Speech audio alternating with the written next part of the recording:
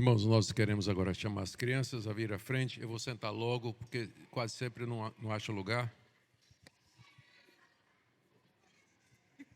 Peguei lugar hoje. As crianças podem vir à frente. Aqui na nossa igreja nós costumamos trazer uma pequena mensagem introdutória ao sermão para as nossas crianças. Vamos sentando, gente, prestando atenção aqui. Todo mundo já ouviu falar da Páscoa? Páscoa, né? Todo mundo já ouviu? Eu sei que não é época ainda, mas é que no sermão de hoje eu vou falar a respeito de Páscoa e eu queria fazer uma pergunta para vocês. Todo mundo sabe que Páscoa tem a ver com coelho e com ovo, não é isso? Tá. Então, a palavra Páscoa significa passagem. Passagem. Sabiam disso? Agora eu queria que vocês me respondessem por que a palavra Páscoa é chamada de passagem. Eu vou dar duas opções. Aliás, vou dar três. Primeiro, porque o diácono Wagner passa vendendo os ovos aqui. É isso? Não. Segundo, porque o coelho passa correndo bem depressa. É isso? Por que Páscoa quer dizer passagem? Quem sabe? Eu vou explicar. Sabe? Diga. Para o quê? Exatamente. Naquela noite da 10ª praga, Deus mandou os israelitas colocar sangue de cordeiro na porta e Deus mandou um anjo, o anjo da morte, que mataria... Quem é mais velho aqui? Quem é o filho mais velho aqui? Olha aí. O anjo da morte ia matar todos os mais velhos do Egito, como castigo pelo que eles tinham feito de mandado matar os filhos de Israel. Mas quando o anjo da morte encontrasse sangue na porta, ele passaria pela porta e não entraria para matar o filho mais velho. Por isso que a Páscoa significa passagem. Deus passou e não entrou para matar os filhos mais velhos. Isso representa quem? Aquele sangue na porta que fez com que Deus passasse e não entrasse para matar. Representa quem? Quem é que derramou o seu sangue para que a gente não fosse destruído por Deus? Isso, Jesus. É isso que a Páscoa representa, tá certo? Ovo e coelho não tem nada a ver com Páscoa. Passagem significa isso aí. Entenderam? Vamos orar agradecendo a Deus, porque Ele passou em graça e misericórdia e não em juízo conosco. Obrigado, Senhor, porque naquela noite o sangue impediu que o destruidor tirasse a vida dos israelitas. Como também hoje, o sangue de Jesus impede que nós sejamos destruídos na Tua ira. Abençoe essas crianças para que elas cresçam, aprendendo mais e mais o significado da morte do Teu Filho por nós, e que venham a confiar no que Ele fez e professar a sua fé. Em nome de Jesus nós oramos. Amém. Muito bem, crianças, vocês podem voltar direitinho.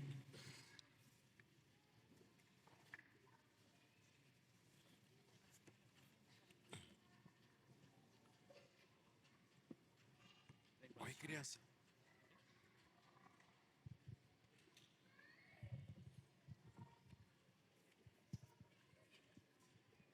Queridos, vamos abrir a palavra de Deus em Êxodo, capítulo 12.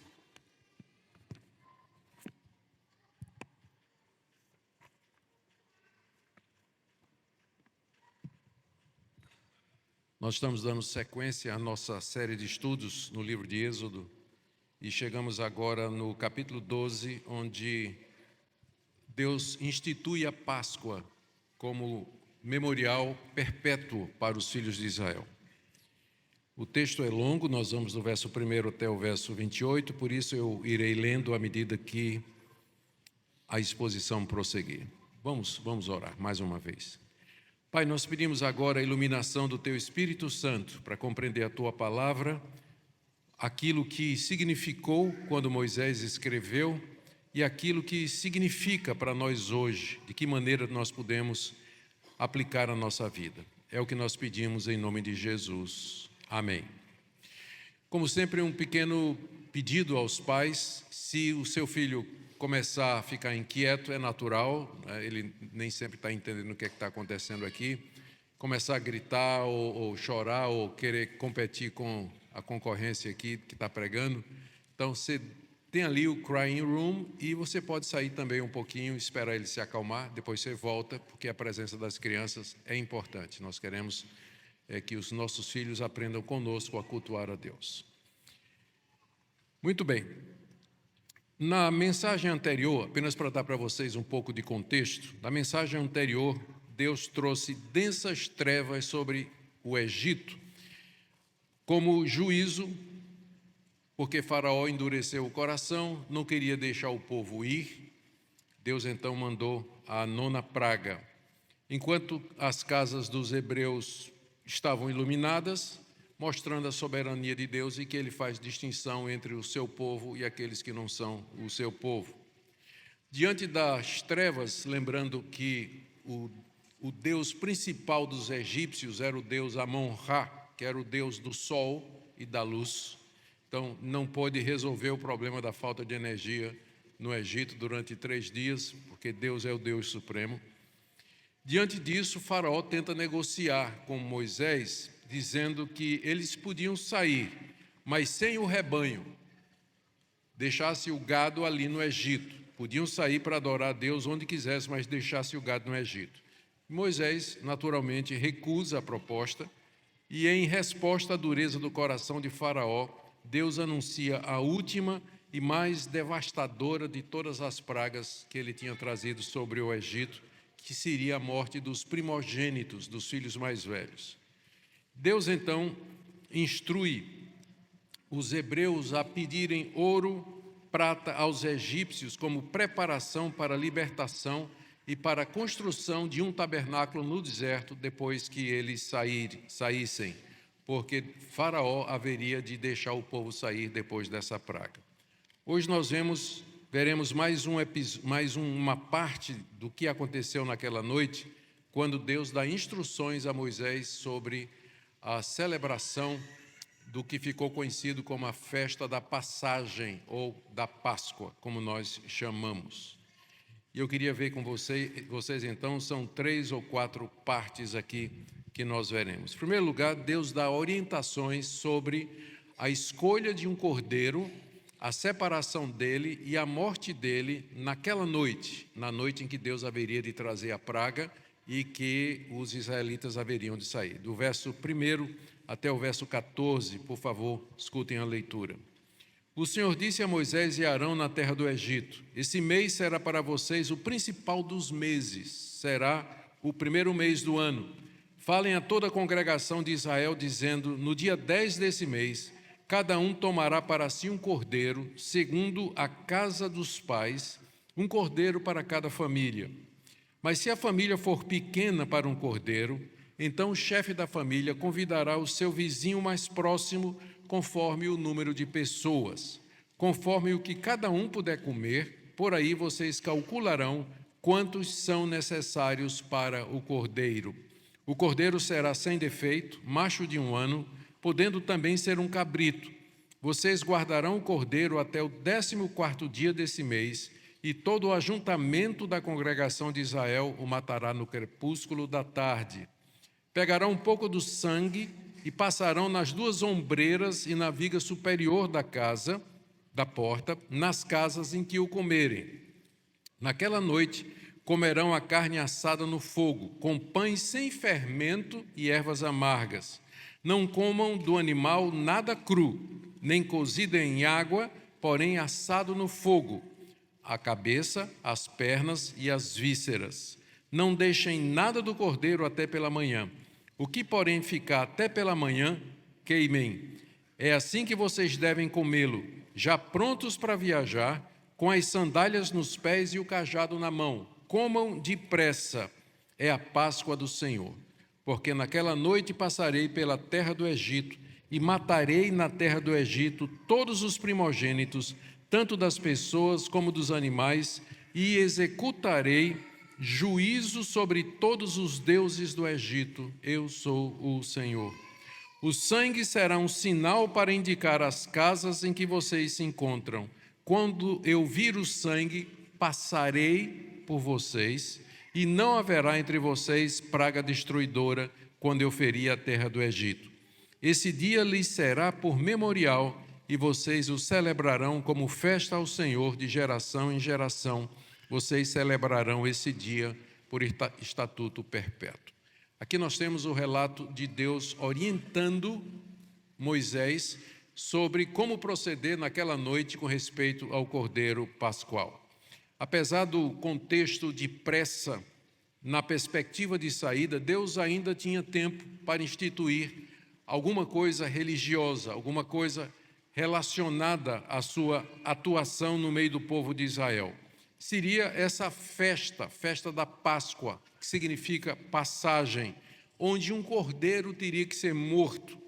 As orientações que Deus deu a Moisés são as seguintes. Primeiro, a partir daquele dia, na noite da saída dos filhos de Israel do Egito, os israelitas seguiriam um novo calendário. Está aí nos versos de 1 a 2. Esse mês será para vocês o principal dos meses, será o principal dia do ano. Uma nação estava nascendo e com ela uma nova forma de medir o tempo, distinto do calendário que era usado na terra do Egito. Deus agora institui o seu próprio calendário e diz: esse agora é o primeiro dia do mês para vocês. É um novo tempo, é uma nova era, nasce uma nação. Esse mês era o mês de Abibe, e que depois ficou nomeado como Nisan, mês de Nisan, no retorno do cativeiro, muito tempo depois. Corresponde ao nosso março-abril, mais ou menos, março-abril. No dia 10 desse primeiro mês, eles deveriam fazer o seguinte, verso 3. Cada pai de família tinha que separar um cordeiro do seu rebanho. Lembrem que os israelitas trabalhavam na criação de gado, era a especialidade deles durante o tempo que eles moraram ali na terra de Gósen. Eles deveriam separar um cordeiro do seu rebanho por casa. E se a família fosse pequena, então deveriam chamar o vizinho. Tem uma tradição judaica que diz que eram necessárias 10 pessoas para cada cordeiro, porque não é comer o cordeiro todo, mas um pedaço do cordeiro. Partir o cordeiro e dividindo com as pessoas dá mais ou menos 10 pessoas, segundo uma interpretação judaica dessa passagem.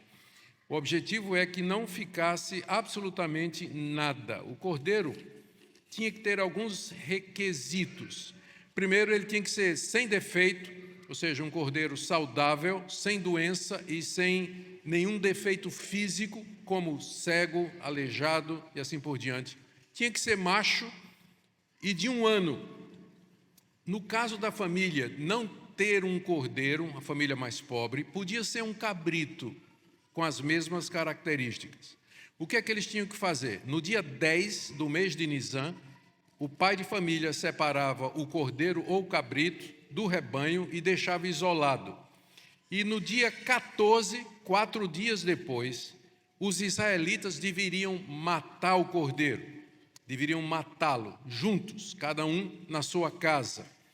E com o sangue seria degolado, o sangue todo derramado numa bacia, e eles tomariam o sangue do cordeiro e passariam nas ombreiras da porta, que são as laterais da porta, e na viga superior, não embaixo, para que não seja pisado, mas em cima, as 2 laterais e em cima.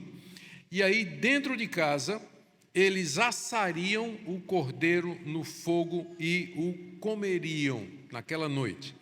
Ele não podia ser comido cru, tinha que ser assado. Não podia ser cozido em água, tinha que ser assado. E tinha que ser assado todo, cordeiro na brasa, todo. Cabeça, perna e vísceras, as tripas, tudo. Tudo tinha que ser assado e comido. E eles comeriam, um detalhe, que vai ser repetido mais adiante, os ossos não poderiam ser quebrados. Vejam como tudo isso já aponta para o sacrifício de Cristo, o nosso cordeiro sem defeito, que derramaria seu sangue para a nossa salvação. o primogênito de entre os mortos, aquele que haveria de impedir a nossa destruição, como eu falei aqui, para as crianças. Juntos, então, os israelitas, cada um na sua casa, junto com sua família, depois de assado o cordeiro, comeriam o cordeiro ou o cabrito com pão sem fermento, provavelmente porque não daria tempo, não daria tempo para fermentar, então era o pão sem fermento. Mais adiante isso vai ter um significado, porque fermento vai ser associado com o pecado na Bíblia, por conta da capacidade que o fermento tem de espalhar-se e contaminar.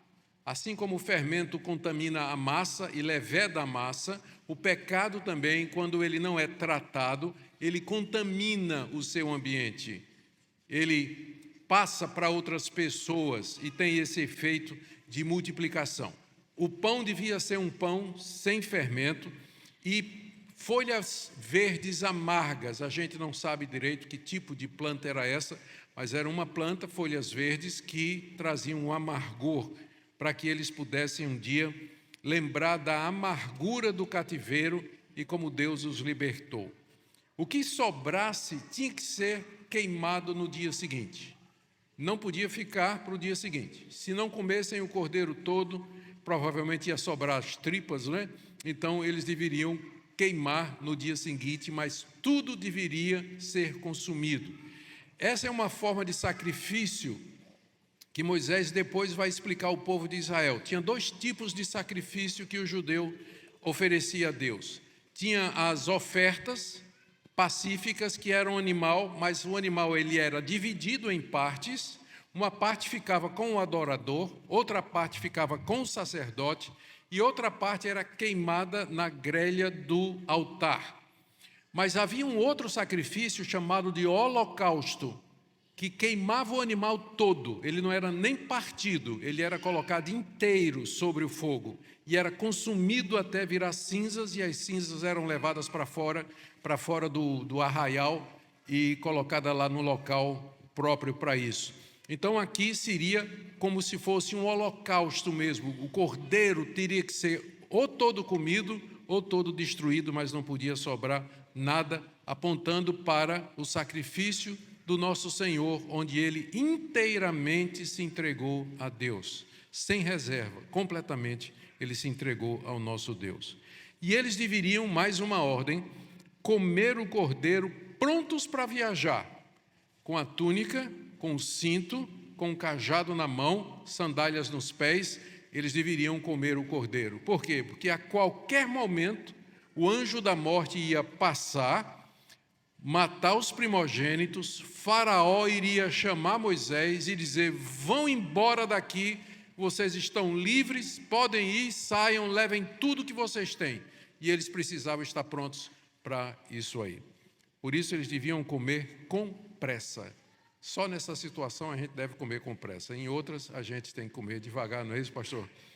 Pastor Samuel aqui insiste muito comigo a respeito desse assunto. Agora, na segunda parte, Deus explica por que a pressa. Está aí do verso 11 até o verso 14. Ele diz assim, final do verso 11: comam depressa, é a Páscoa do Senhor, porque naquela noite passarei pela terra do Egito, etc. Aquele ritual é chamado de a Páscoa de Deus, a Páscoa do Senhor. E naquela noite Deus iria trazer a última praga sobre os egípcios, e os egípcios deveriam imediatamente deixá-los sair. Por isso, como eu disse, eles tinham que estar preparados. Gente, essa seria a manifestação mais poderosa, clara e terrível de Deus no Egito, por isso que é chamada a Páscoa de Deus, a Páscoa de Deus. Ele iria passar pela terra do Egito, verso 12, ele iria matar todos os primogênitos das pessoas e dos animais, e queria chamar sua atenção para isso aqui, no verso 12 está dito assim: executarei juízo sobre todos os deuses do Egito. Havia uma infinidade de deuses na terra do Egito, mas somente o Senhor era Deus. O que Deus ia fazer, e o que fez no Egito com as pragas foi a mais completa desmoralização do politeísmo no mundo do Antigo Oriente. Deus desmoralizou aqueles deuses adorados pelos egípcios. Aqui eu queria trazer para vocês, bem rápido, a relação das pragas e dos deuses do Egito que foram afetados. Transformar a água em sangue, Rapi, deus do Nilo, e Num, deus protetor das águas. Não puderam fazer absolutamente nada, as águas viraram sangue pelo poder de Deus. Segunda praga, infestação de rãs. Tinha a deusa Requete, que era a deusa da fertilidade, que tinha uma cabeça de rã. Cabeça de rã. Era uma deusa que era supostamente para trazer fertilidade, mas na verdade ela houve uma infestação de rãs em todo o Egito, mostrando que não era deusa nenhuma. A terceira praga, foi piolhos ou mosquitos, e tinha o deus Gebe, que era o deus da terra e do pó, foi atingido diretamente. Na quarta praga, enxame de moscas, Kepri, o deus da ressurreição, geralmente representado por um escaravelho, besouro ou um inseto. Não pôde fazer nada para impedir a praga de moscas. A morte dos animais. Tinha Ator, que era a deusa da fertilidade, do amor e protetora do gado, frequentemente representada como uma vaca, e tinha o deus Apis, que era um touro sagrado. Nenhum deles pôde fazer nada para impedir a morte dos rebanhos lá na terra do Egito. Úlceras e feridas, Sekhmet, deusa da guerra, da cura, e Imhotep, deus associado à medicina. Sétima praga, chuvas de pedra e de fogo, Nut, deusa do céu, e Shu, deus do ar, nada puderam fazer para impedir a saraivada de pedras e fogo lá na terra do Egito. Gafanhotos, a praga de gafanhotos. Tinha Set, que era deus da tempestade e do caos. Lembram que o que trouxe os gafanhotos foi um vento que Deus mandou, não é? Que supostamente estaria debaixo do domínio desse Deus aí, que não pôde impedir. Trevas, o deus do sol era Amon-Ra, era o mais conhecido e o líder do panteão. E tinha Horus, deus da luz e do céu, aquele que geralmente é representado com cabeça de falcão. Nada pôde fazer. E agora Deus ia trazer a morte dos primogênitos e também do primogênito de Faraó, que era considerado divino e protetor dos filhos do Egito. Em outras palavras, aquelas 10 pragas, elas não somente eram um castigo de Deus contra a nação do Egito por ter matado os primogênitos dos hebreus, mas também pelos anos de idolatria, rejeitando a revelação que Deus tinha feito de si na natureza, de que existe um Deus e que esse Deus não é a sua criação. Ele não é o boi, ele não é o rio, ele não é o gafanhoto, ele não é o pó da terra.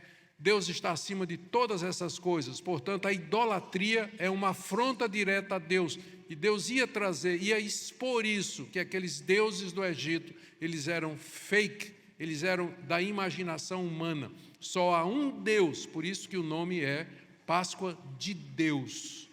E ele diz, eu vou executar juízo sobre os deuses do Egito. Além de, claro, Deus mostrar o seu poder diante do seu povo e também diante dos egípcios. Essas pragas, além de devastarem a terra do Egito, elas também tinham todas essas finalidades. Agora, nada daquilo atingiria os israelitas. Verso 13, o sangue será um sinal para indicar as casas em que vocês se encontram. Quando eu vir o sangue, passarei por vocês. A marca do cordeiro, a marca do sangue, seria o sinal de que naquela casa, tinha gente do povo de Deus e que, portanto, estava isenta do destruidor. Deus passaria, daí que vem o nome Páscoa, passagem, Deus passaria por aquela casa e não entraria. Por quê? Porque o cordeiro já tinha sido morto no lugar dos primogênitos. Isso aqui vai ser desenvolvido mais adiante por Moisés. Ele vai dizer, os primogênitos são meus, eles me pertencem, porque eu poupei a vida deles através do sacrifício dos animais. E por isso depois em Israel, toda vez que nascia o primogênito, o primeiro filho, o casal ia no templo fazer ofertas a Deus e oferecer um sacrifício no lugar do primogênito. O próprio Jesus passou por esse ritual quando José e Maria, não podendo dar um cordeiro, trouxeram 2 pombinhos, porque eram pobres, e a lei de Moisés permitia que os pombinhos fossem mortos no lugar do primogênito. Isso aí vai se tornar lei em Israel mais adiante, nós vamos chegar lá. Bom, é interessante, né, que os israelitas eram tão pecadores quanto os egípcios, mas aprove a Deus, na sua soberania, poupar apenas os israelitas mediante o sangue do Cordeiro. A graça soberana de Deus, a graça soberana de Deus. Os israelitas, então, deveriam celebrar aquele dia da passagem, verso 14, como um memorial, uma festa religiosa, de geração em geração, como estatuto perpétuo, uma ordem de Deus para ser observado para sempre. Aí você pergunta, pastor, e então? Se é estatuto perpétuo para Israel, para celebrar a festa da Páscoa, e nós, cristãos? Nós não celebramos a Páscoa porque nós entendemos que a Páscoa apontava para a pessoa de Cristo, o Cordeiro de Deus, perfeito, que foi totalmente consumido no altar da cruz pelos nossos pecados. Isso aqui é importante você saber, nós não celebramos a Páscoa, nós celebramos a ceia do Senhor, porque na noite da Páscoa, quando Jesus estava com seus discípulos, ele instituiu a ceia no lugar da Páscoa, pegando o pão e pegando o cálice e dizendo, isso é o meu corpo, isso é o meu sangue, fazer isso em memória de mim. Então, até que Cristo venha, nós continuamos a celebrar a ceia do Senhor. E dessa forma nós cumprimos, uma vez que a igreja é o Israel espiritual, a continuação de Israel é um estatuto perpétuo para nós. E até a vinda do Senhor Jesus, nós vamos celebrar a ceia do Senhor. Fiz essa explicação porque eu sei que tem gente que vai ter dificuldade, dizendo, mas está dizendo aqui estatuto perpétuo, a Páscoa. Sim, a Páscoa cumpre o seu propósito na ceia do Senhor. E ao celebrá-la até a vinda do Senhor Jesus, nós estamos cumprindo isso aqui, esse memorial que nós celebramos. Tá certo? Isso é muito importante a gente lembrar. Agora, segunda parte da nossa passagem, vai do verso 15 até o 20, Deus, além da festa da Páscoa, ele estabelece uma outra festa, chamada Festa dos Pães Sem Fermento. Ouça a leitura do verso 15 até o verso 20. 7 dias vocês comerão pães sem fermento. Isso aqui a contar da Páscoa, do dia 14. A partir dali, 7 dias vocês comerão pães sem fermento. Logo no primeiro dia, tirem o fermento de suas casas, pois todo aquele que comer coisa levedada, desde o primeiro dia até o 7º, será eliminado de Israel. No primeiro dia, vocês terão uma santa convocação, que seria o mesmo dia da Páscoa. Isso aqui a gente tem que ler lembrando que Moisés está instituindo essa festa para ser celebrada lá na Terra Prometida, porque não tinha como celebrar a festa dos pães asmos lá no Egito, porque eles estavam saindo, né? Saindo imediatamente. Mas isso aqui é para ser lá, quando eles estivessem na terra. No primeiro dia vocês terão uma santa convocação, e também no 7º dia terão santa convocação. Não façam nenhum trabalho nestes dias, exceto o que diz respeito ao comer, somente isso poderão fazer. Guardem a festa dos pães sem fermento, ou pães asmos, porque nesse dia, tirei os exércitos de vocês da terra do Egito. Portanto, vocês guardarão esse dia de geração em geração por estatuto perpétuo. Vocês comerão pães sem fermento desde o dia 14, que era o dia da celebração da Páscoa, estão lembrados disso, né? Desde o dia 14 do primeiro mês, à tarde, até a tarde do dia 21 do mesmo mês, portanto, 7 dias, uma semana. Por 7 dias não se ache nenhum fermento em suas casas, porque todo aquele que comer pão levedado será eliminado da congregação de Israel, tanto o estrangeiro como o natural da terra. Não comam nada que tenha fermento em todas as suas habitações, comam somente pães sem fermento. Aqui eu quero resumir para vocês as orientações dadas pelo Senhor a Moisés e dizer depois o que é que elas significam. Primeiro, após a Páscoa, que era no dia 14 de Nisan, os israelitas deveriam ficar uma semana sem comer fermento. A razão provável para isso, naquele contexto, naquela altura, é que eles saíram naquela noite comendo pão sem fermento por conta da pressa. O pão precisa tempo para o fermento levedar a massa. Eles iam sair com pressa, comer um pão sem fermento. Então, a festa dos pães sem fermento era para lembrar aquela noite em que eles, com pressa, comeram o cordeiro pascual, porque Deus haveria de libertá-los.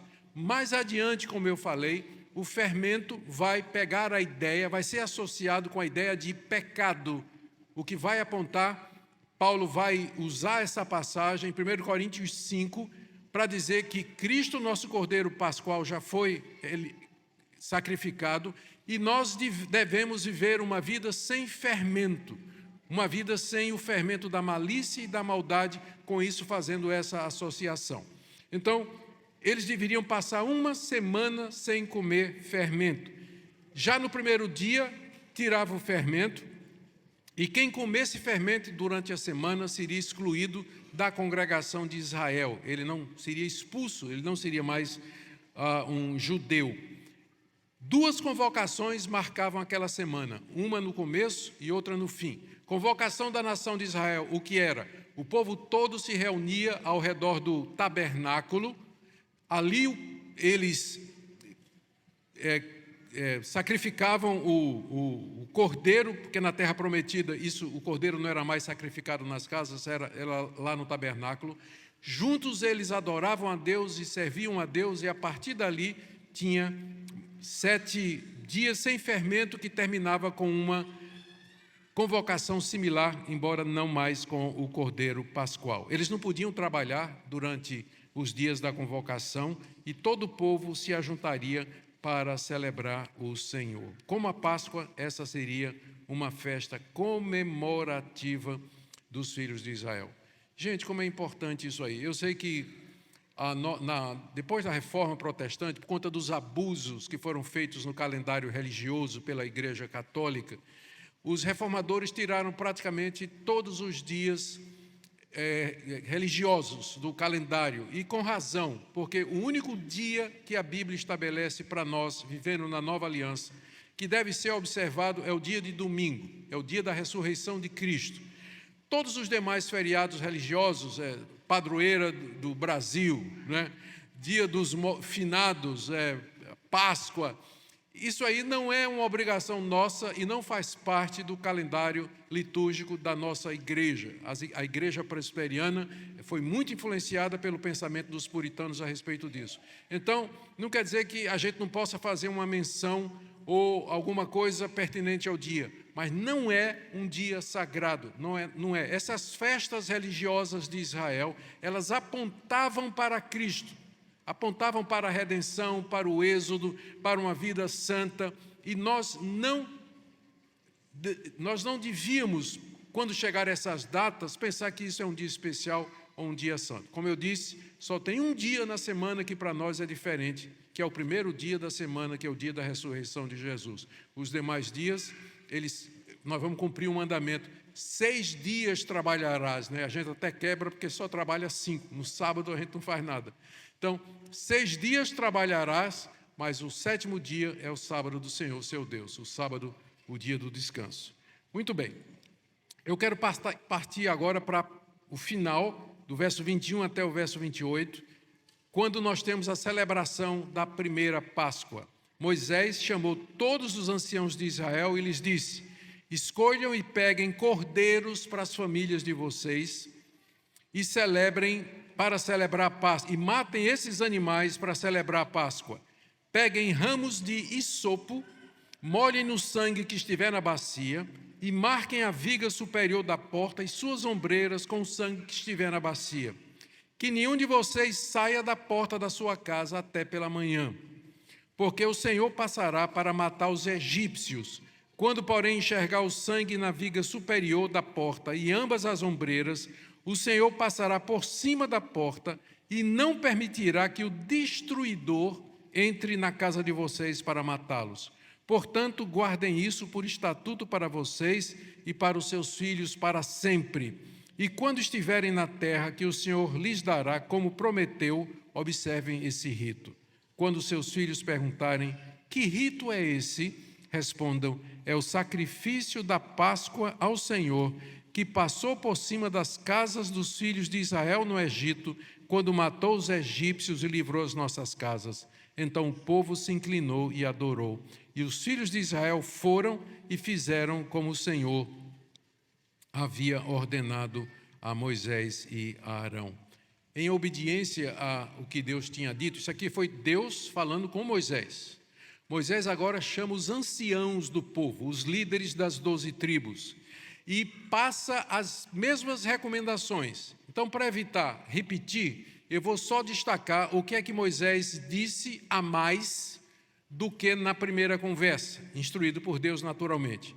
Primeiro, que eles deveriam usar ramos de hisopo do sangue derramado numa bacia. Isso não estava na primeira instrução, mas aqui Moisés esclarece que o sangue tem que ser passado com um arbusto que deve parecer com um pincel ou coisa semelhante, que dava para misturar o sangue na bacia e salpicar na viga superior e nos umbrais da porta. Então, é o primeiro detalhe a mais que Moisés dá no relato. Segundo, ele diz que Deus, não é Deus que vai entrar na casa para destruir, mas um anjo chamado de o destruidor. Algumas traduções aí, vocês devem ter NVT, NVI, a nova tradução na linguagem de hoje, já traz, em vez de o destruidor, já traz a expressão o anjo da morte, que seria o anjo enviado por Deus para entrar na casa e matar os primogênitos. É o destruidor. Anjos foram usados por Deus no Antigo Testamento e no Novo para executar juízo da parte de Deus. No livro de Apocalipse, eles têm um papel importante em executar os juízos de Deus sobre a humanidade perdida. E era um desses anjos que Deus enviaria naquela noite para entrar na casa dos israelitas, dos egípcios e matar os primogênitos. É chamado de anjo da morte. Terceiro detalhe que Moisés acrescenta e que não estava no primeiro relato é que a Páscoa e a festa dos pães sem fermento deveria ser celebrada quando eles entrassem na terra prometida. Detalhe que eu já mencionei antes. Mas eu quero me apressar aqui para a próxima instrução que Moisés dá aos anciãos e que não estava no primeiro set que Deus falou. No caso das crianças, eles deveriam estar prontos para ensinar o significado da festa da Páscoa para as crianças. Aqui Moisés aventa uma possibilidade, né, que certamente deveria acontecer, quando uma criança lá na casa ou no tabernáculo, vendo o cordeiro sendo morto, comer aquele cordeiro assado todo, com pães sem fermento e com ervas amargas, a criança pergunta: qual o significado disso? O pai e a mãe deveriam estar prontos para explicar o que é que aquilo representava. Isso aqui traz tantas lições preciosas para nós, desde a inclusão dos nossos filhos na nossa santa religião, como a responsabilidade dos pais. Não está dizendo o sacerdote vai ensinar as crianças, mas os pais vão dizer às crianças o que é que aquilo significa. A responsabilidade que os pais têm de criar os filhos dentro da lei do Senhor, dentro da revelação que Deus nos deu, dentro das doutrinas principais. E um outro ponto muito importante, vocês perguntam por que então as crianças não participam da ceia do Senhor. A nossa resposta é: a criança pode participar da ceia do Senhor no dia em que ela puder dizer o que é que isso significa e entender a resposta. Então ela está pronta para professar sua fé e participar da ceia do Senhor, porque o apóstolo Paulo diz que quem come e bebe sem discernir a presença de Cristo ali, está comendo e bebendo condenação. Então, quando a criança demonstra que ela entendeu o que é que a ceia representa, assim como a criança israelita perguntou o que é que significa isso na Páscoa, então ela está pronta para participar da ceia do Senhor. Enquanto nossos filhos são pequenos e eles não entendem por que é que nós estamos comendo pão e bebendo do cálice, eles não deveriam participar. Mas depois que eles perguntarem o que é que isso significa e puderem entender a resposta, eles estão prontos para participar da ceia do Senhor. Quando elas chegarem a essa idade em que teriam curiosidade, revelando então um interesse santo pelas coisas de Deus. O texto termina com o relato de que os israelitas fizeram como Moisés tinha dito. Verso 27 diz que eles se curvaram diante de Deus e adoraram o Senhor quando eles ouviram. Uma reação que depois de essa atitude de adoração e de submissão vai ser testada lá no deserto. E eles vão recusar entrar na terra prometida, vão adorar o bezerro de ouro, vão quebrar a lei de Moisés. É uma adoração, talvez por conveniência. O povo concordou e adorou o Senhor, porque eles estavam próximos para sair da escravidão. Acontece com muito crente. Quando a pessoa quando sua vida está em jogo, seus bens estão em jogo, sua saúde está em jogo, se curvam e adoram o Senhor. Deus os liberta, e logo depois eles estão murmurando, adorando o bezerro de ouro, quebrando todos os 10 mandamentos e assim por diante. É a triste história de Israel que o livro de Êxodo vai contar mais adiante. Mas eu quero terminar perguntando o que é que Moisés queria ensinar aos israelitas com essa história aqui.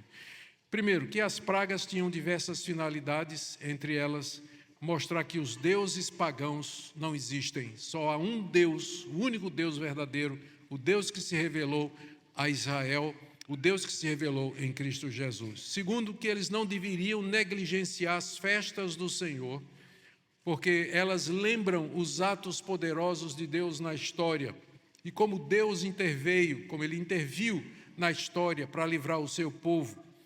E que quando eles entrassem na terra prometida, eles não negligenciassem essas festas. Terceira coisa que Moisés tem em mente quando narra isso aqui, é para preparar o caminho para o que ele vai dizer mais adiante, de que os primogênitos pertencem a Deus. E que no lugar deles, um cordeiro teria que ser dado, sacrificado. Quarta coisa que Moisés quer ensinar aos israelitas é que as crianças deveriam ser instruídas no significado daquelas festas. E a última coisa, ratificar o que já vinha sendo praticado há muito tempo, que sem derramamento de sangue não há remissão de pecados. E o que é que isso nos chama a fazer? Quando a gente lê essa passagem, o que é que ela nos desafia a fazer? Qual a reação que Deus deseja que nós tenhamos à luz da exposição da sua palavra? Primeiro, adorá-lo como o único Deus verdadeiro. Se você crê em outros deuses, se você não crê em Deus nenhum, se você crê nas forças do destino, do acaso, nessa manhã você está sendo convocado a crer no único Deus verdadeiro, Criador de todas as coisas, Senhor dos céus e da terra, que tudo pode, tudo conhece, que está presente em todo lugar. Esse é o único Deus verdadeiro. Essa passagem nos convida a adorá-lo e reconhecer a sua grandeza, Deus Pai, Deus Filho e Deus Espírito Santo. Essa passagem nos convoca a render graças a Deus por ter enviado Jesus como nosso Cordeiro Pascual, que morreu em nosso lugar.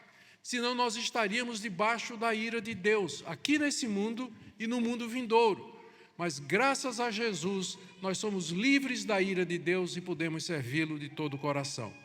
Essa passagem pede que nós creiamos no Senhor Jesus e que nós o recebamos como um único e suficiente Salvador. Os israelitas foram libertos do Egito não por mérito que eles tivessem, porque inclusive lá no Egito eles eram idólatras. Eles tinham esquecido o Deus dos seus pais. Não foi por mérito que Deus os salvou, mas por graça soberana, graça soberana. Por isso nós temos de crer no Senhor Jesus para nós sermos salvos. Uma outra reação que esse texto pede de nós é que nós celebremos a ceia do Senhor com frequência, com alegria e com entendimento, sabendo o que é que ela representa. Ela representa para nós aquilo que a Páscoa representava para os judeus. E nós devemos fazer isso com regularidade. Não perca a ceia do Senhor. Quando tiver ceia do Senhor na igreja, venha, participe com alegria, traga seus filhos, explique para eles o que é que aquilo representa. Esse texto nos chama a viver uma vida sem pecado, sem o fermento da malícia e da maldade, como o apóstolo Paulo diz em 1 Coríntios 5, quando ele está tratando com os pecados da igreja. É isso que o fermento representa e é isso que essa passagem nos desafia. Não há uma semana sem fermento, mas uma vida toda consagrada a Deus, sem o fermento do pecado e da maldade. Mas, pastor, a gente peca, a gente erra, é verdade. Mas lembre que a festa dos pães sem fermento, ela vem depois da festa da Páscoa. Na Páscoa o sangue é derramado e na festa do pão sem fermento o pecado é dominado e ele é subjugado na nossa vida. Essa sequência é muito importante. Deus salvou você pelo sangue de Jesus. Agora viva a semana dos pães asmos, sem fermento, sem o pecado que contamina nós e o coração de outras pessoas também. Amém? Vamos ficar em pé e vamos orar? Pastor Samuel, por favor, ore por nós, pastor. Deus amado, nós te louvamos pela tua palavra, te louvamos pela explicação de um texto tão conhecido, mas que traz tantos ensinamentos práticos para a nossa própria vida.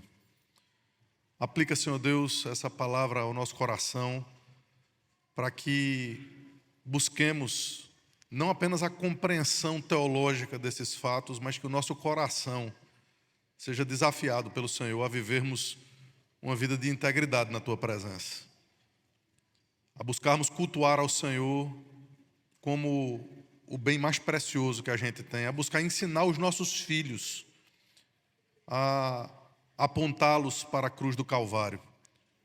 Muito obrigado porque pudemos ouvir a tua voz e como resposta a isso, Senhor Deus, que nós possamos com os nossos pulmões cheios louvar, adorar e engrandecer o teu nome. Recebe a nossa adoração, é o que nós te pedimos no nome de Jesus. Amém.